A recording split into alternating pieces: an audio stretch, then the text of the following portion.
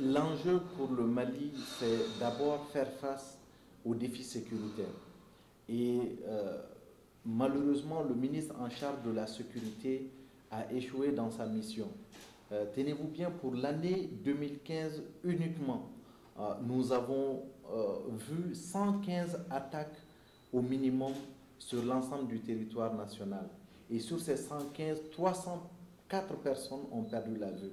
Ce qui montre à suffisance que le dispositif sécuritaire qui était mis en place par le colonel Sada ne répondait pas aux besoins du terrain. Donc il y avait une urgence face à la souffrance des populations, face à l'incapacité, encore une fois de plus, de Sada de répondre aux aspirations en termes sécuritaires de notre pays, de changer. Donc le départ de Sada était quelque chose qui était réclamé par tout le peuple malien dans leur majorité. C'est d'ailleurs ça qui lui a valu les différentes interpellations que nous avons vues au niveau de l'Assemblée nationale, qui malgré tout n'ont pas pu nous donner le résultat escompté.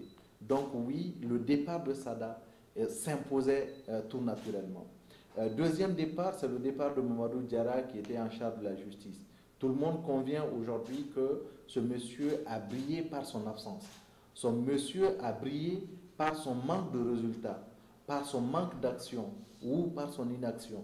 Donc aujourd'hui, il fallait encore une fois de plus, face aux chantiers qui sont en train d'être ouverts sur le domaine de la lutte contre la corruption, sur le domaine de la lutte contre l'injustice, pour l'égalité sociale, il fallait un ministre de la Justice qui répond aux aspirations des Maliens.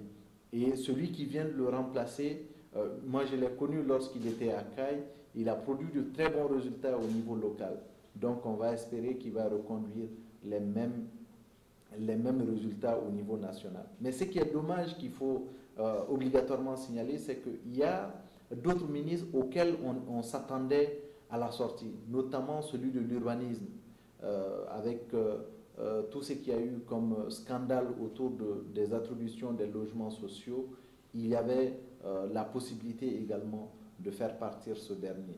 Mais malheureusement, il est toujours dans le gouvernement et c'est quelque chose qui fait qu'on reste sur notre faim par rapport à ce remaniement ministériel.